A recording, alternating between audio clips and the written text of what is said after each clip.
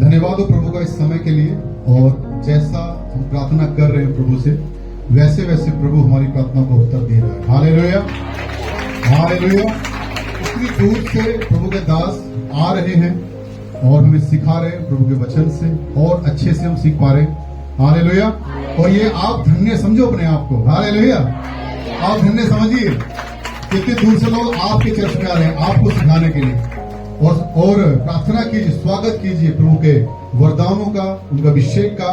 जितने लोग प्रार्थना कर रहे हैं खास विषय के लिए, ऐसा मैं विश्वास करता हूं आज आपकी प्रार्थना का उत्तर आएगा। Hallelujah, hallelujah, hallelujah. मैंने कहा जो लोग प्रार्थनाएं कर रहे हैं, जो खास विषय के लिए प्रार्थना कर रहे हैं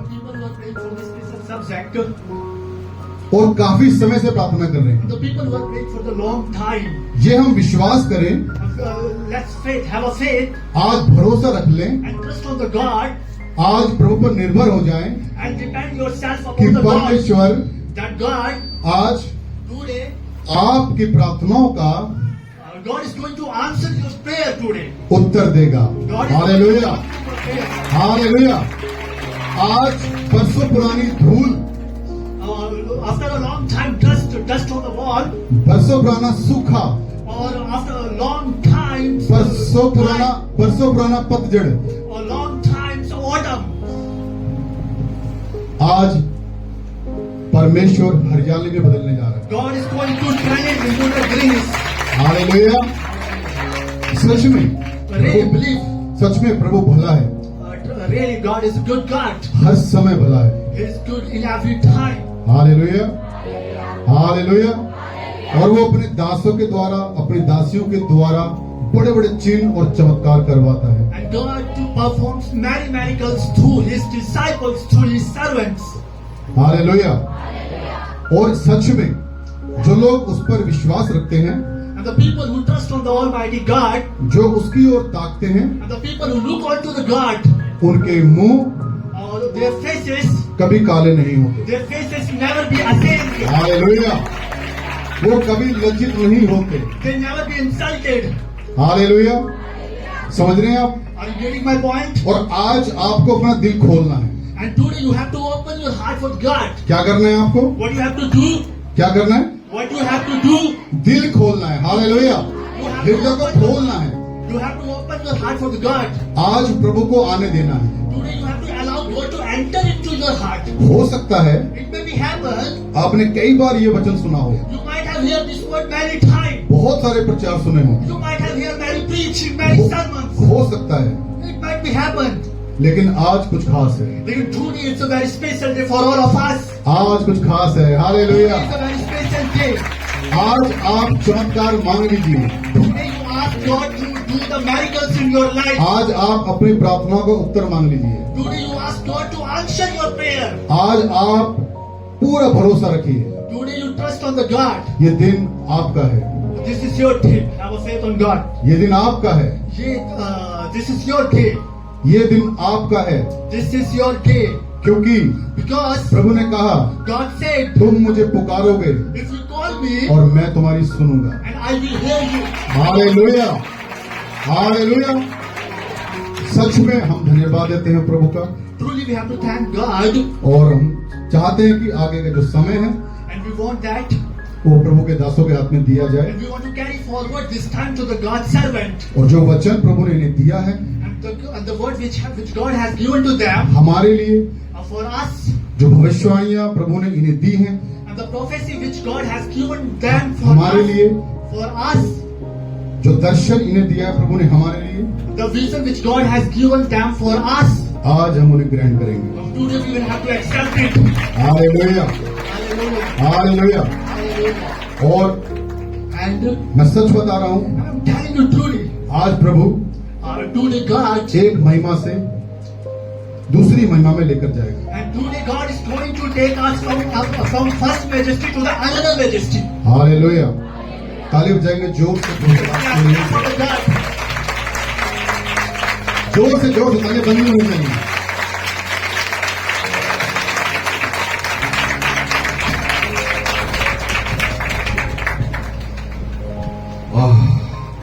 하는 것도 없고 하나님 앞에 버립니다.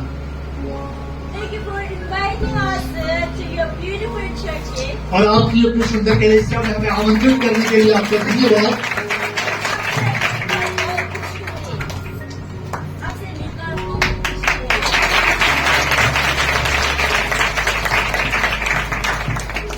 우리는 축복의 사람입니다.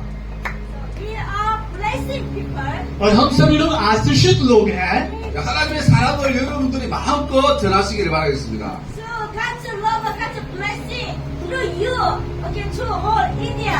और आपको जो आशीष मिली है वो आशीष समस्त भारत में फैलनी चाहिए।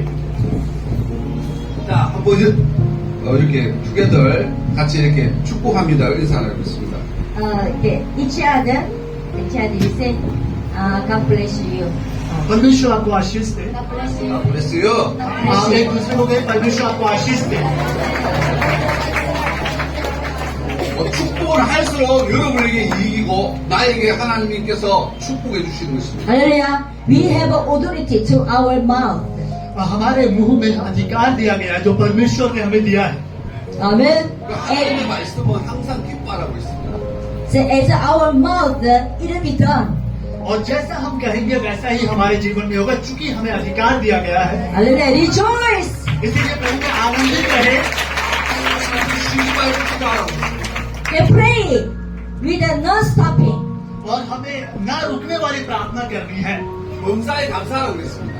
Thankful God to any situation. और हर परिस्थिति में परमेश्वर का धन्यवाद कीजिए। This is the God's will. This is the God's will. ये परमेश्वर की इच्छा है। 하나님의 말씀 보면서 시작하겠습니다. 자, 마태복음 24장 42절에서 44절. You can open the Bible. Matthew 24, God 45. और मत्ती की पुस्तक उसका अध्याय 24 पद 45 निकालेंगे।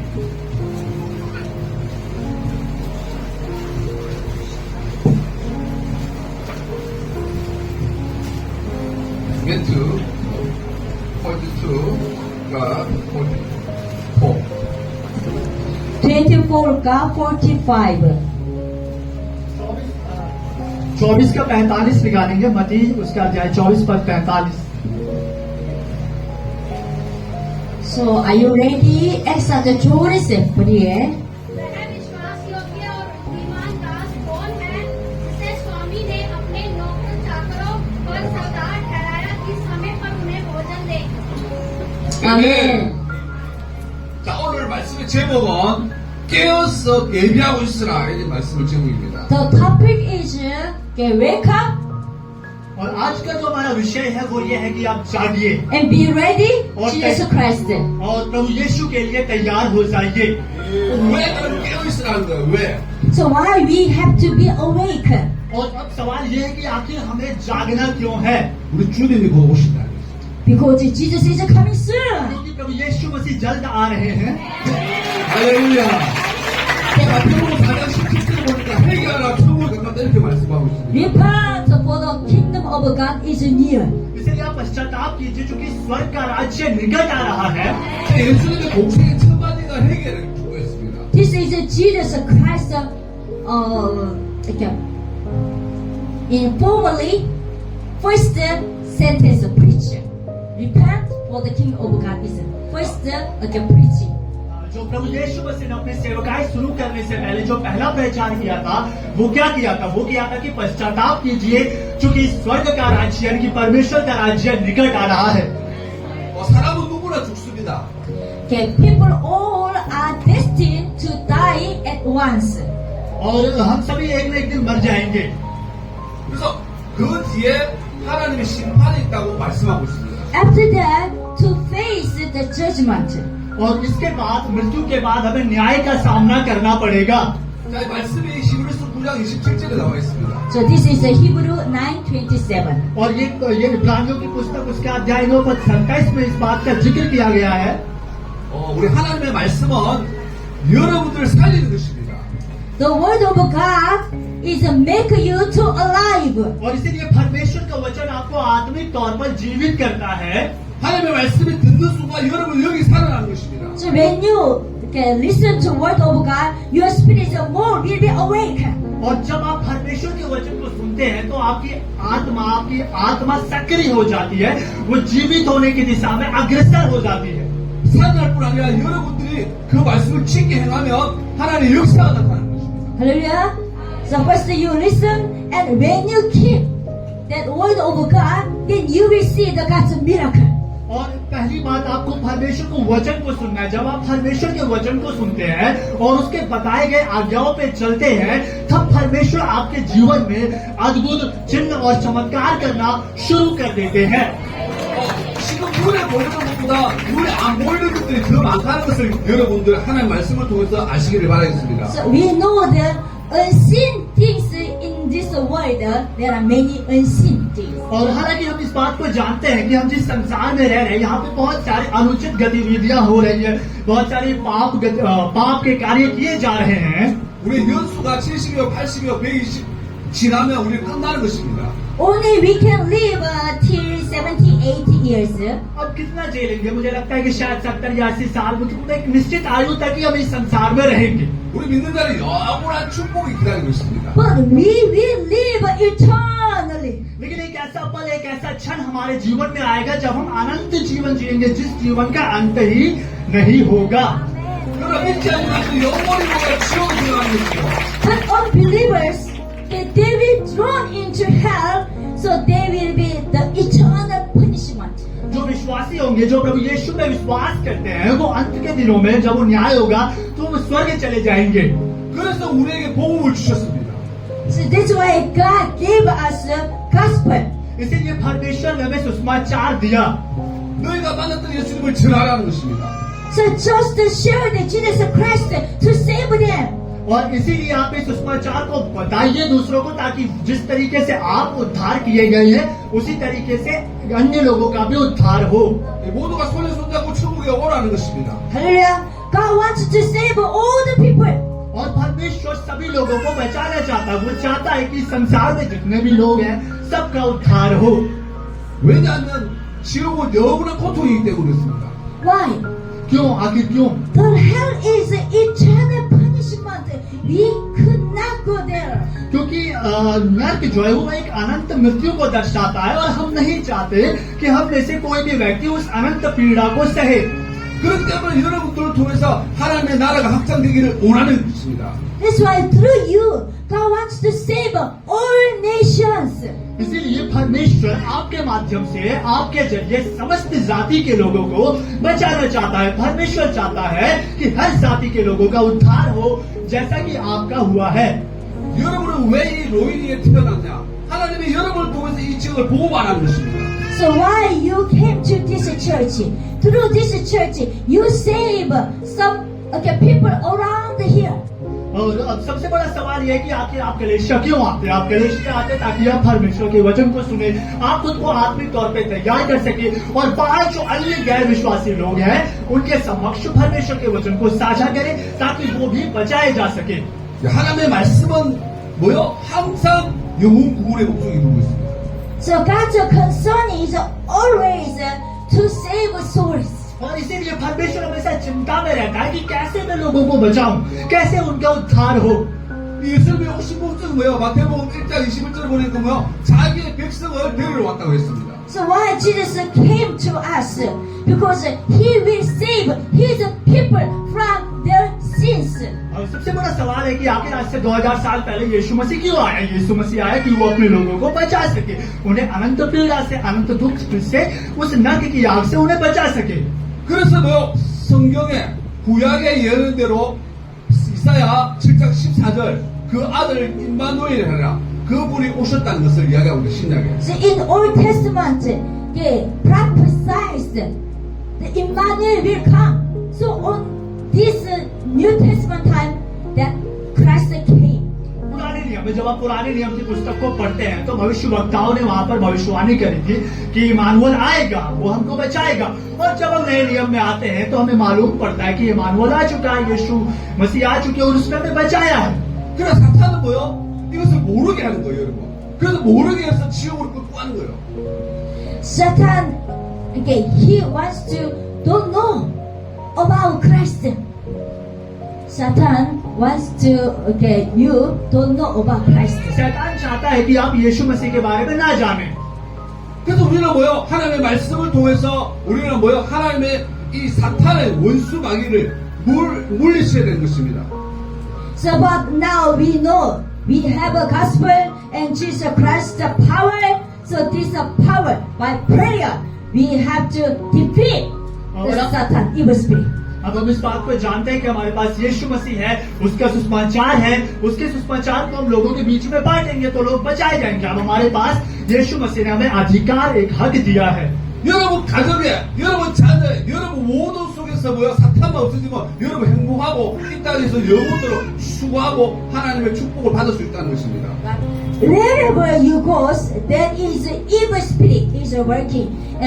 Even your house, right? In your children and some job working, always all the places. So wherever you go, you have to against the evil spirit. सबसे बड़ी दुख की बात यह है कि हम जिस संसार में रहते हैं वहां पर हर जगह शैतानिक शक्तियां सक्रिय है, वो शैतानी गतिविधियां होती है। तो ऐसे में हमें खुद को आत्मिक तौर पे तैयार रखना है। 요한일서 3장 8절 말씀 읽어주세요. Okay, open the Bible, 1 John 3:8. पढ़िए। और पहला यूहन्ना उसका अध्याय 3 पद 8 पढ़ेंगे।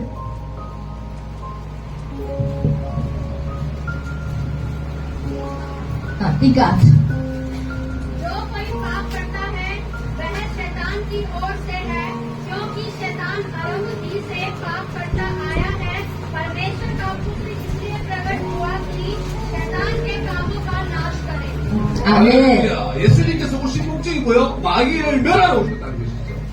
So the reason the Son of God appeared was to destroy the devil's work. और प्रभु यीशु मसीह इसीलिए आया कि वो शैतान की गतिविधियों को, उसके कामों को नाश कर सके। 그럼 예수님 누구시길래 사탄을 멸하러 오신 거예요? 예수님 누구시기야? Who is Jesus Christ? अब सबसे बड़ा सवाल है कि आखिर ये यीशु मसीह है कौन? 마태복음 16장 16절 말씀을 읽어주세요. So Matthew 16:16 पढ़िए। मत्ती 16 का 16 पढ़ेंगे।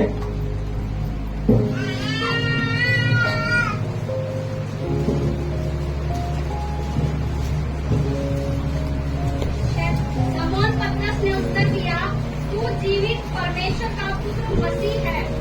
아멘. 자, 주는 그리스도시로 살아계신 하나님의 아들이십니다. 라는 고백입니다. 할렐루야. Who is Jesus? यीशु मसीह कौन है? Jesus Messiah. 예수 ही मसीह है, Son of the living God. और यीशु मसीह जीवित परमेश्वर का पुत्र है। 그분이 2000년 전에 우리를 위해서 십자가에 죽으심으로 이 일을 성취했다 이 말입니다. So he came to us and he crucified on the cross. So he solved all the problems, all the evil spirit.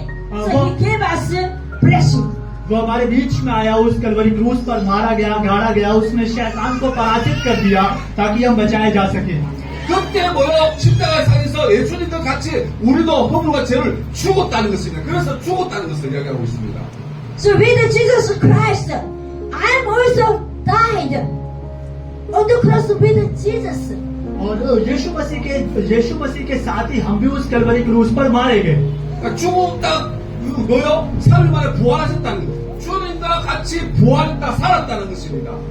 So first I died with Jesus on the cross, और यीशु मसीह के साथ हम भी उस क्रूस पर मारे गए। and after 10 days, और rose again. और 3 दिन के बाद हम यीशु के साथ जी उठे। 자, 우리가 예수님을 증거로 여러분 세례를 받잖아요. 세례. 침대를 받죠. 여러분 침대. Have you taken water baptism? क्या आपने पानी का बपतिस्मा लिया? 자, 받은 사람 손 들어보세요. 받은 Yeah, 사람. who has taken? Oh, Wow. wow, hallelujah, hallelujah. 야, 여러분 물 속에 들어가니까 여러분 숨을 쉴 뜨가요. Right? So when we go into the water, और जब हम उस जल के अंदर जाते, पानी के अंदर जाते हैं, it means I died with Jesus on the cross. तो ये इस बात का प्रतीक होता है कि हम यीशु मसीह के साथ मर गए हैं। 죽었다 다시 살아나는 거예요. 물 속에서 나오니까 어떻게 숨을 쉴 수가 있죠. And when I came और from the water, जब हम उस पानी से, उस जल से बाहर आते हैं, this is the resurrection. ये इस बात को दर्शाता है कि हम यीशु के साथ जी उठे हैं। 영원히 살겠다는 것을 약속하는 것입니다. So that's why we will not die.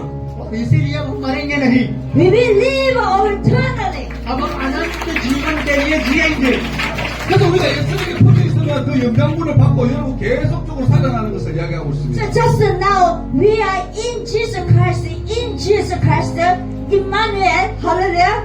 So by His power, just we live. और अब हम यीशु के साथ हैं, यीशु पे विश्वास करते हैं, तो उसका सामर्थ्य हमें दिया गया, हमें इस बात पे विश्वास करना है। 이 일을 여러분이 하라는 것을 주님이 명령하고 있다는 것입니다. Hallelujah. How can you live? आप कैसे जिएंगे, आप कैसे उस जीवन शैली को अपनाएंगे? After water baptism, how can you live? और जब आप उस पानी के बपतिस्मा को लेंगे तो आपकी जीवन शैली कैसी रहेगी? By faith. आपको विश्वास से जीना है। Hallelujah. By faith, विश्वास से. By word of God. परमेश्वर के वचन के जरिए, By Holy Spirit. पवित्र आत्मा के जरिए। Amen. 할렐루야. 누구든지 주 예수를 믿어라. 그래야만 너와 내 집이 구원을 얻으리라 말하고 있습니다. Just whoever believes in Jesus Christ, they will be children of God. जो कोई प्रभु यीशु मसीह पर विश्वास करेगा वो परमेश्वर का पुत्र कहलाएगा। 여러분들 가정을 여러분들이 책임져야 됩니다. So not only you, your house also will be saved. और न केवल आप बल्कि आपका पूरा घराना उद्धार पाएगा। 여러분 가족뿐 아니라 친척, 우리가 여러분 이웃에, 여러분 사회에, 여러분 이 지역에, 여러분 나라에 여러분 이 영향을 끼쳐야 되는 것입니다. Not only your household, your relatives, your neighbors, your country also will be blessed. और न ही केवल आप बल्कि आपका घराना, आपका देश, आपका परिवार, आपके आसपास के लोग, आपके पड़ोसी, आपके इर्द गिर्द जितने भी लोग हैं वो सभी उद्धार पाएंगे। 그래서 하나님의 말씀은 명령입니다. The word of God is a command. क्योंकि परमेश्वर का वचन इस बात की आज्ञा देता है। 그래서 우리에게 지상 명령을 주셨습니다. So He gave us this great commission. और ये परमेश्वर ने, प्रभु यीशु मसीह ने हमें ये महान आदेश दिया है। 마태복음 28장에서 20절 말씀 읽어주세요. Now let's open the Bible. Matthew 28, 18 to 20. और अब आप मत्ती की पुस्तक उसके अध्याय 28 पद 18 से 20 तक पढ़ेंगे। 오케이, 저부터 보니에. 28, 18 to 20. यीशु ने उनके पास आकर कहा, स्वर्ग और पृथ्वी का सारा अधिकार मुझे दिया गया है, इसलिए चुप जाओ, सब जातियों के लोगों को चेला बनाओ और उन्हें पिता और पुत्र और पवित्र आत्मा के नाम से बपतिस्मा दो और उन्हें सब बातें जो मैंने तुम्हें आज्ञा दी है मानना सिखाओ, और देखो मैं जगत के अंत तक सदा तुम्हारे संग हूँ। Amen. 자, 하늘과 땅의 것을 이미 너희에게 주었다 이렇게 말하고 있어요. Hallelujah. The authority of heaven and earth, God gave you already. और स्वर्ग और पृथ्वी का पूरा अधिकार प्रभु यीशु ने, परमेश्वर ने आपको दिया है। 또 우리가 뭐요? 말씀을 가지고 가기만 가면 거기에 있는 제자가 있다는 것을 이야기하고 있습니다. So just by that authority, just go. And God will tell you through your mouth. और आप उस अधिकार के जरिए लोगों के पास जाइए, परमेश्वर आपके मुख से, आपके मुंह से उन लोगों से बात करेगा। 여러분 반드시 제자를 삼아야 되는 것입니다. Hallelujah. So you have to make disciples. और इसीलिए आपको जाके शिष्य बनाने हैं, चेले बनाने हैं।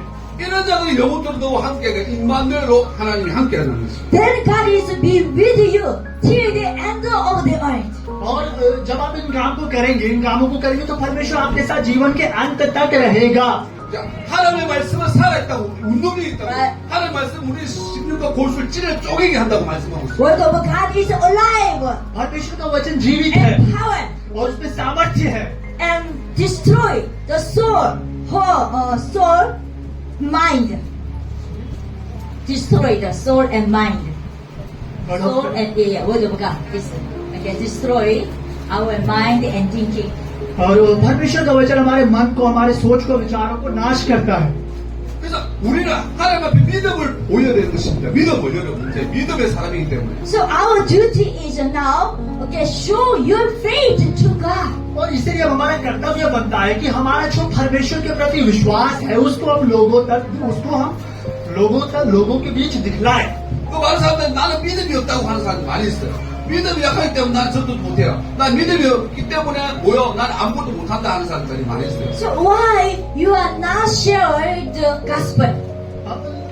अब आप क्यों परमेश्वर के वचन को प्रचार नहीं कर रहे हैं? Why you are not preaching gospel? आखिर आप क्यों परमेश्वर के वचन का प्रचार नहीं कर रहे हैं? No time, क्या आपके पास समय नहीं है?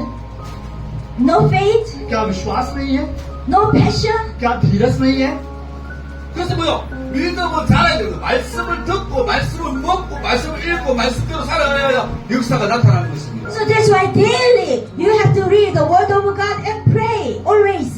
और इसीलिए आपको प्रतिदिन परमेश्वर का वचन पढ़ना है और उसके साथ ही आपको प्रार्थना करना है. 우리 주님의 말씀은 살아있기 때문에 반드시 그대로 성취되는 것을 이야기하고 있습니다. Now we are spiritual person. अब हम एक आत्मिक व्यक्ति हैं, आत्मिक जन हैं. Our spiritual food is this word of God. और हमारा जो आत्मिक भोजन है वो परमेश्वर का वचन है. Hallelujah. Without reading word of God, without listening to word of God, we cannot live. और हम बिना परमेश्वर के वचन को पढ़े, बिना परमेश्वर के वचन को सुने, आत्मिक जीवन में जी नहीं सकते. 계시록 1장 3절 말씀을 읽어주세요. Yeah, Revelation chapter 1:3. और प्रकाशित वाक्य की पुस्तक उसका अध्याय 1-3 पढ़ेंगे.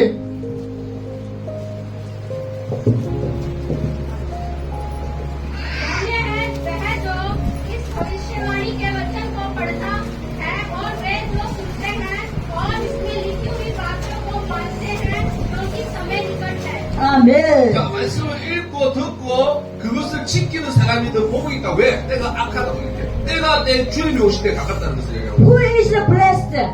वो धन्य व्यक्ति कौन है? The one who is read and listen and especially keep the word of God. वो व्यक्ति जो परमेश्वर के वचन को सुनता है, उसको पढ़ता है और उस पर चलता है, वो व्यक्ति धन्य है. Amen. They are blessed. वो धन्य व्यक्ति हैं. Especially this the book of Revelation. और इस बात का जिक्र प्रकाशित वाक्य की पुस्तक में बखूबी किया गया है. 자, 여러분 복음을 하나님의 말씀 속에서 찾아야 되겠습니다. 자, 신명기 28장에는 복에 대해서 쫙 나와 있어요. So do you want to blessing? क्या वो आप आशीषित होना चाहते हैं? So किस blessing चाहिए? Oh, okay. क्या blessing चाहिए? What is a blessing? क्या आपको क्या आशीष चाहिए? Good house. क्या? Uh, We want to expand the kingdom of God. oh, hallelujah. 그래서 지금 시대를 우리가 읽어야 되는 거. 복 받는 이유, 복 받아가지고 어떻게 해야 되느냐. 시대의 여러분 흐름을 알아야 되는 것입니다. Really, we are so blessed actually. आप यकीन मानिए हम सब सच में बहुत धन्य व्यक्ति हैं. Right? It's the time is near. क्योंकि समय निकट है. Just we join the vineyard इसीलिए हमें बुनियाद डालनी है. late. In vineyard, 9 o'clock, someone is join, and 12 o'clock join, and 3 o'clock join, and 5 o'clock joined, right? But like we are just join 5 o'clock. So it means we can work a little, but we can receive the same reward. हम हमें दाखरस का पेड़ लगाते हैं. मान लीजिए किसी ने बहुत ज्यादा लगाया, लेकिन मान लीजिए हम प्रभु में हैं, हम प्रभु पे विश्वास करते हैं, हमने थोड़ा सा भी लगाया. अब आप ये ना सोचे कि मैंने थोड़ा लगाया तो मुझसे उसका फल थोड़ा ही मिलेगा. आप प्रभु पे विश्वास कीजिए, प्रभु पे भरोसा करिए. जो आपने थोड़ा भी लगाया है ना, आपको बहुत ज्यादा मिलेगा. सवाल ये है कि आपको विश्वास करना है. 그렇기 때문에 우리는 항상 깨어 거듭나게 기도해야 되는 것입니다. So that's why we read this Bible daily and pray always.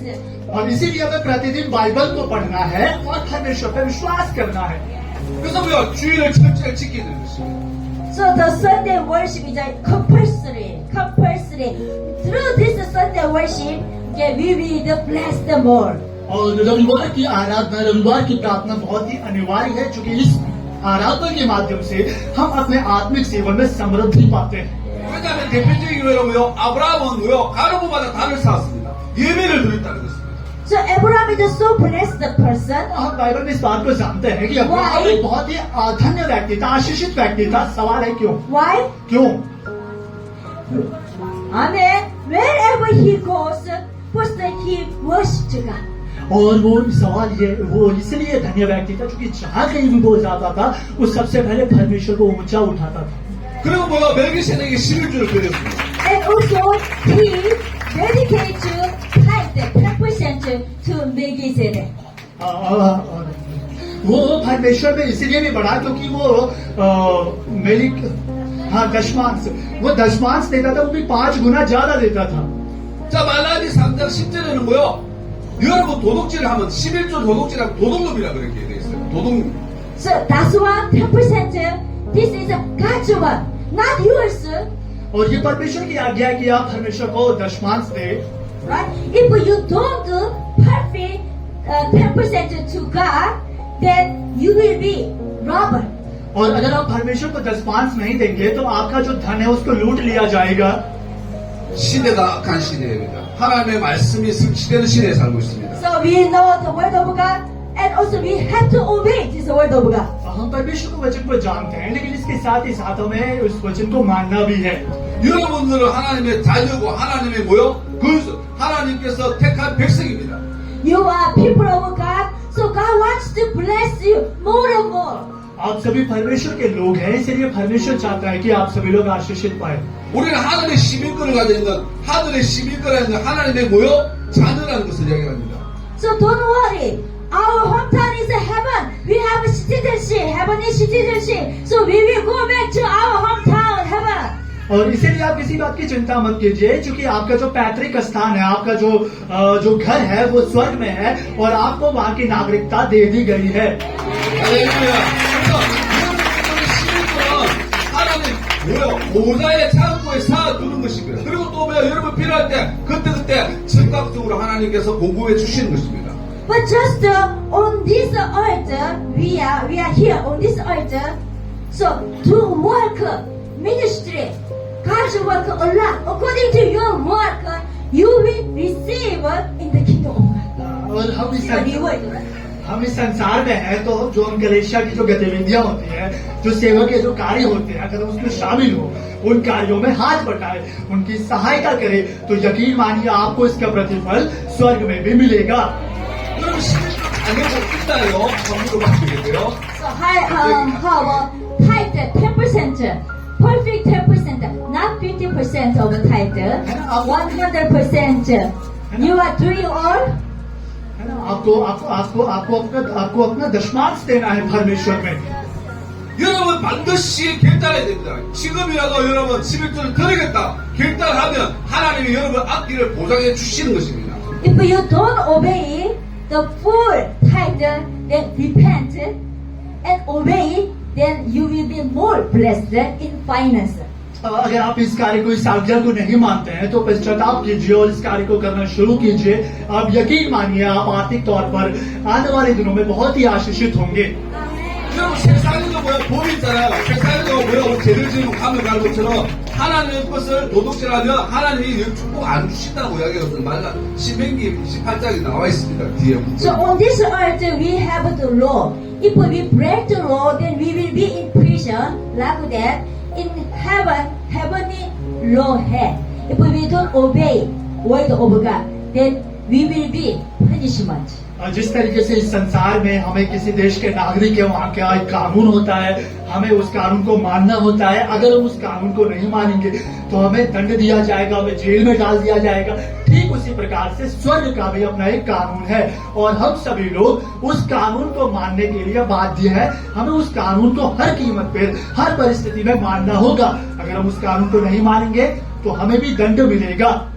왜냐하면 우리 주님이 곧 오시기 때문에 계속적으로 말하는 게 주님이 곧 오신다고 말하고 있습니다. Because the time is near, this world will be destroyed soon. क्योंकि समय निकट आ रहा है और इस संसार का विनाश तय है। 자, 오늘 말씀에도 너희가 예배하고 있으나 생각지 않을 때 진짜가 온다고 말하고 있습니다. Right? Be prepared, hallelujah, be ready. Then suddenly he is coming. तो इसलिए आप खुद को तैयार कर ले, क्योंकि परमेश्वर आने वाला है। 고린도전서 5장에 나오는 것은 뭐요? 도둑같이 주님이 오신다고 그러겠습니다. First Corinthians chapter 5, he is coming like a thief. है ना? इसीलिए कुरिन्थियों की पुस्तक में कहा गया है उसके अध्याय 5 में कि वो निकट आ रहा है, वो जल्द आ रहा है।